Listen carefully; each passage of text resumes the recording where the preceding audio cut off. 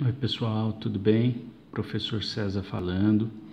Então paramos aqui nesse slide, no último vídeo, né? Qual que é a ideia agora? Pegar a equação de Nernst e tentar aplicar ela para a gente interpretar uma pilha, ok? Então a gente vai aproveitar para calcular a DDP real da pilha, né? A diferença de potencial real da pilha. Certo? É isso que nós vamos fazer com Nernst. Então é assim, gente, tem duas formas de fazer isso, duas formas principais. Eu posso aplicar a equação de Nernst na equação global da pilha, certo? Que é um jeito inteligente, mais fácil e rápido de fazer. Porém, você não enxerga nada fazendo isso. É só resolução de cálculo, certo? E tem um jeito bem menos inteligente e que dá muito mais trabalho de fazer e que dá os mesmos resultados, depois você pode testar na sua casa, né? Que é aplicar Nernst desse lado da pilha, no anodo, e desse lado da pilha, no catodo, certo? Quando eu aplico Nernst dos dois lados, eu consigo também calcular o potencial real da pilha, certo? É desse jeito que nós vamos fazer, é um jeito menos inteligente, mas que vai me permitir enxergar muitas coisas, né? Coisas que, caso eu fizesse, eu aplicasse diretamente na equação global da pilha, eu não ia conseguir enxergar, tá? Então é isso que a gente vai fazer aqui agora. Vamos lá. Então tá aqui, ó. Nós temos uma pilha de Daniell clássica numa condição padrão, certo? Aqui, ó, 1 molar de zinco, 1 molar de cobre a 25 graus. Beleza? Legal. Então vamos aplicar, vamos fazer do jeito menos inteligente. Vamos aplicar Nernst dos dois lados. Vem com o tio que você passa de ano. Então vamos para a folhinha.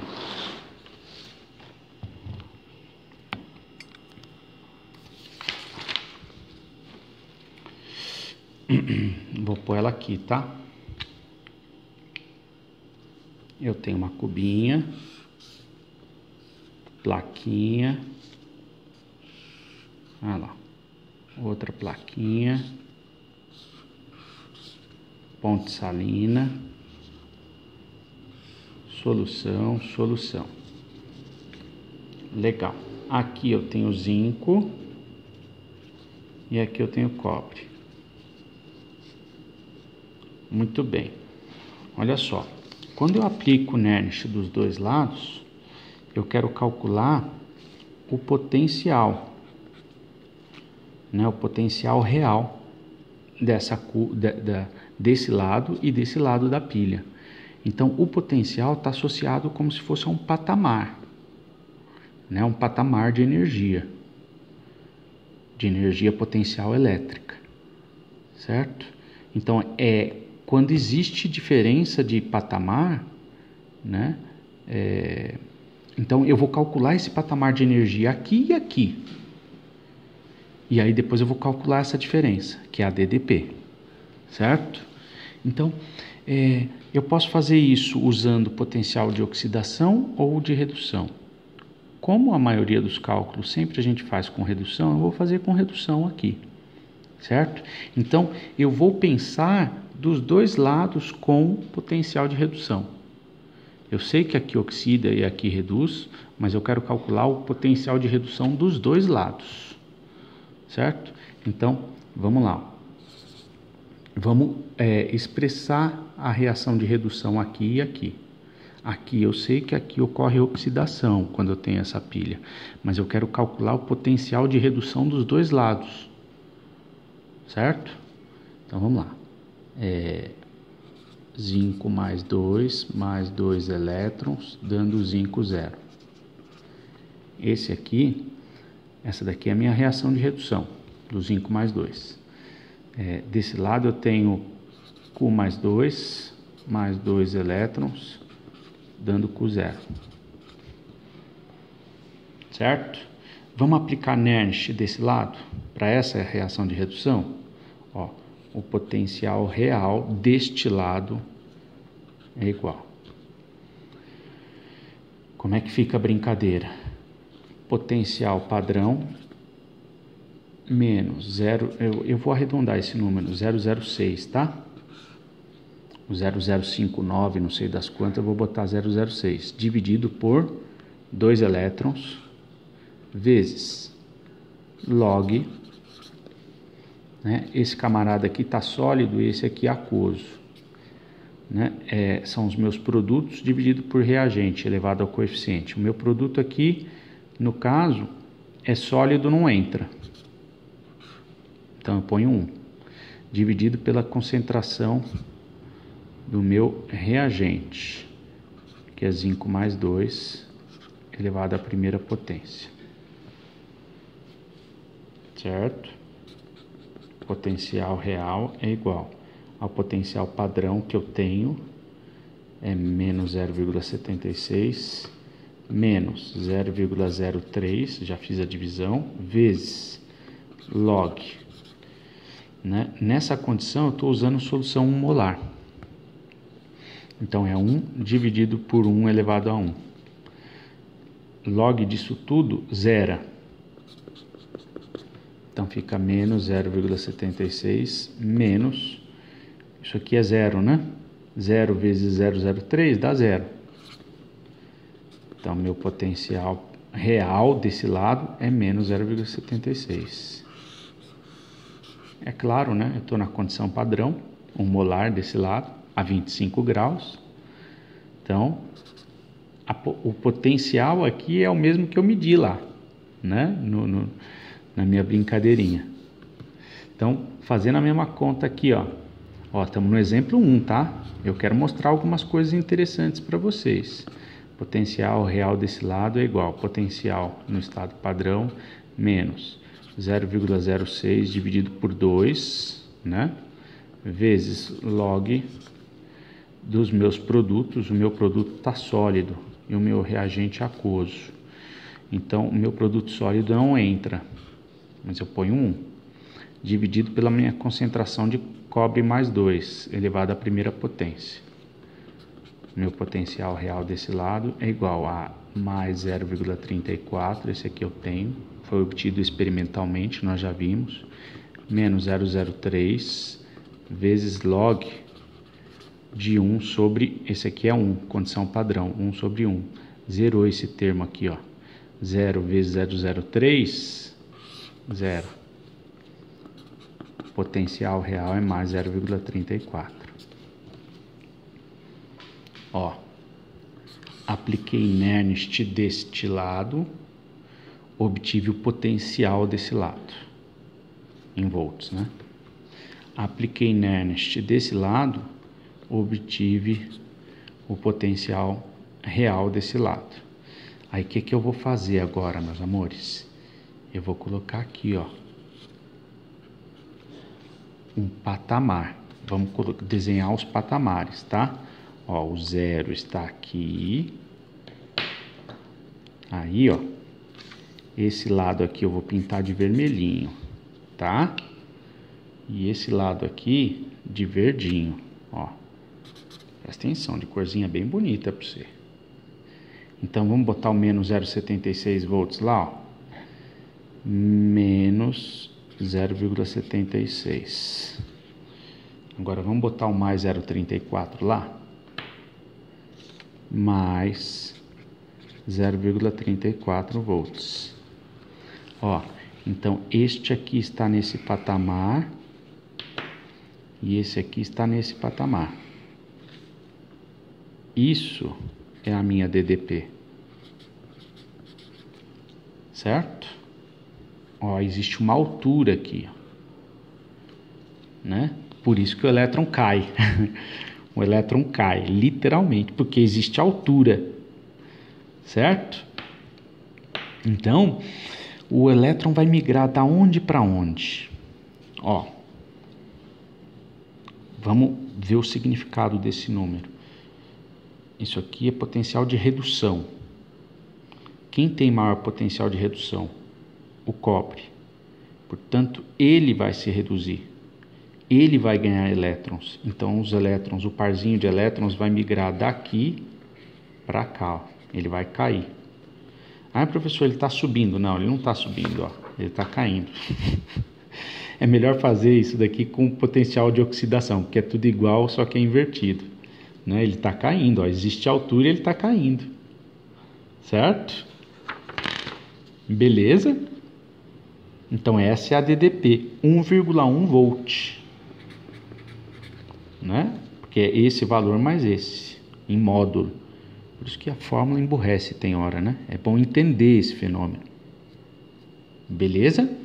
Ó, exemplo 1. Eu estou querendo mostrar uma coisinha que eu ainda não mostrei. Vamos para o exemplo 2. Olha lá, ó. Esse aí é o exemplo 1, né? Ó, observe as concentrações. Ó, 1 molar, 1 molar. Agora o tio vai fazer uma brincadeira com vocês, ó. Ó, eu podia ter aplicado o Nernst aqui, ó, na equação global, ia dar o mesmo valor, mas eu não vou fazer isso, porque eu não quero confundir, a gente não está no presencial, deixa quieto. Agora exemplo 2, ó. O que eu fiz? Esse aqui eu fiz 1 molar, igualzinho no exemplo anterior, só que esse aqui eu baixei a concentração para 0,0001, certo? Vamos aplicar Nernst dos dois lados agora? Olha que legal. Olha, é a mesma coisa, é o mesmo exercício, eu só peguei uma concentração e baixei ela. Só para mostrar uma coisa muito interessante para vocês. Então, aqui ó, eu vou aplicar ó, o lado do zinco. Então tá aqui ó. Ah, não vou desenhar a cuba tudo de novo não, tá? Ó, aqui de um lado eu tenho o zinco mais 2, eu vou seguir aqui o mesmo esqueminha, senão a gente demora muito. Zinco mais 2 elétrons, dando zinco 0. Vamos aplicar potencial aqui, ó. Nernst é igual a menos 0,76 menos 0,06 dividido por 2 vezes log, aqui é sólido, né? Então é 1 sobre, aqui é aquoso. 1 sobre concentração de zinco mais 2 elevado a 1. Eu mantive 1 aqui, né?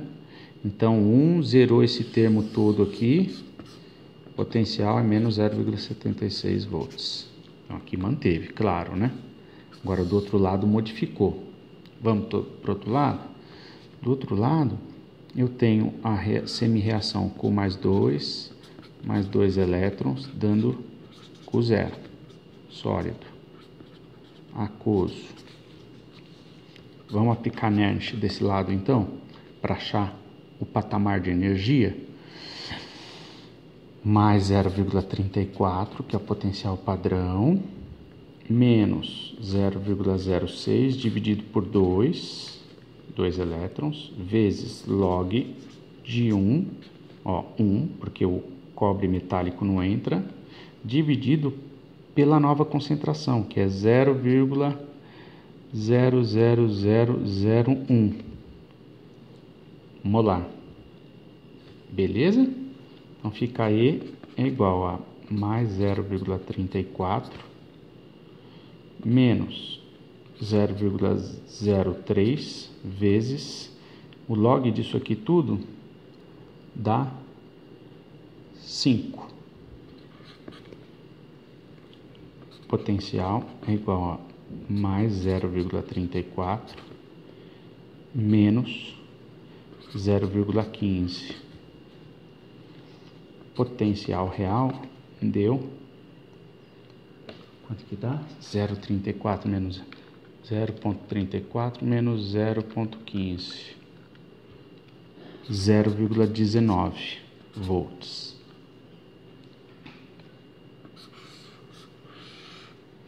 Gente, por que eu quis fazer essa conta?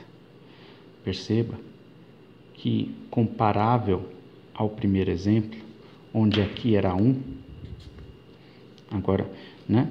O que eu fiz com a concentração? Eu baixei ela de 1 para 0,00001 para ver o efeito no potencial. O que aconteceu com o potencial?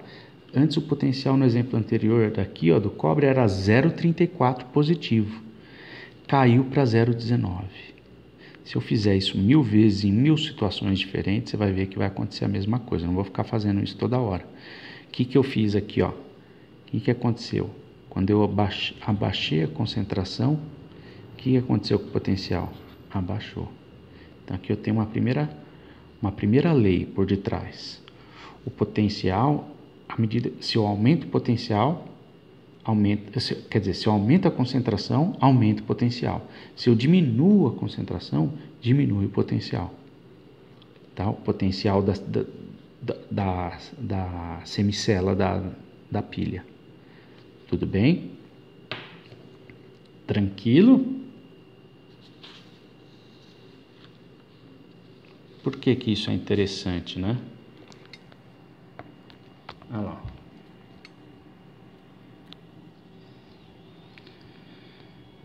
Então, olha só. Eu esqueci de calcular, né? Eu fiz o potencial dos dois lados, mas ficou faltando calcular. Olha que legal.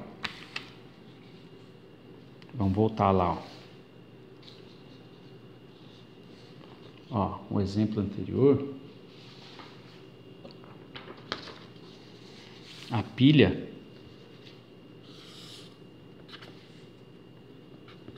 tinha aqui, ó, esse patamar de mais 0,34 e esse patamar de menos 0,76. Então a DDP inicial da nossa pilha era, ó, vou fazer, ó, deixa eu estar fazendo com um monte de corzinha. A DDP inicial da primeira pilha era 1,1 volts. O que eu fiz, gente? O que eu fiz no segundo exemplo? Ó, comparável ao primeiro. Ó, aqui a concentração de cobre era 1. Eu diminui para 0,00001. O que aconteceu com o potencial? O inicial era 0,34, foi para 0,19. Então, olha só o que aconteceu. Ó. Era 0,34. Né? Passou, caiu para 0,19, caiu um pouquinho o patamar, ó. O outro se manteve, né? Eu usei a mesma concentração, menos 0,76. Então agora eu tenho uma nova DDP, ó. Eu tenho uma nova DDP. Qual que é? 0,95 volts. Não é? Estão entendendo? Ó? Então eu estou somando esse número com esse, ó, em módulo. Em módulo, porque o raciocínio é geométrico. Esquece o número, esquece o sinal. Estou medindo essa altura. Tudo bem, gente? Estão conseguindo entender? Por que eu fiz essa comparação do exemplo 1 com o exemplo 2? Para provar para você, que existe uma correlação entre concentração e potencial. Quanto maior a concentração, maior o potencial. Eu fiz isso comparando dois exemplos, né? Tudo bem? Maior é esse patamar aí. Muito bem.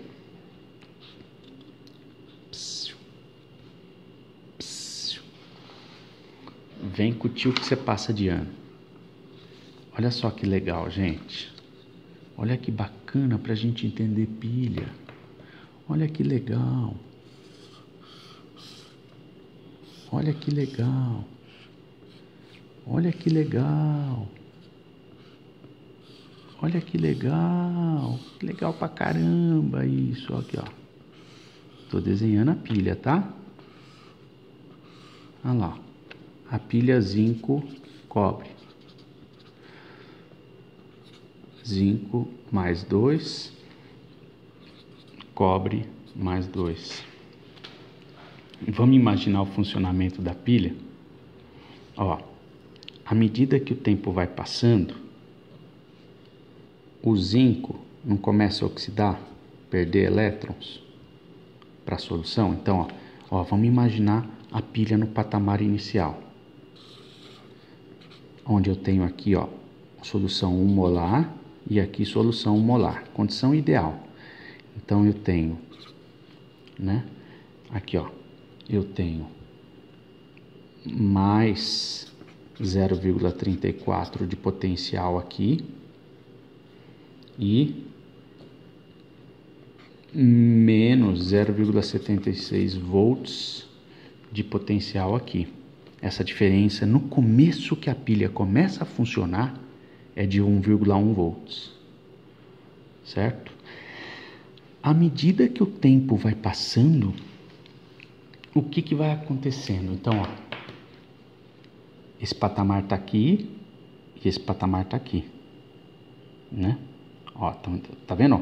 O patamar do potencial está em 0,34 do cobre aqui no catodo e em menos 0,76 aqui no anodo, né?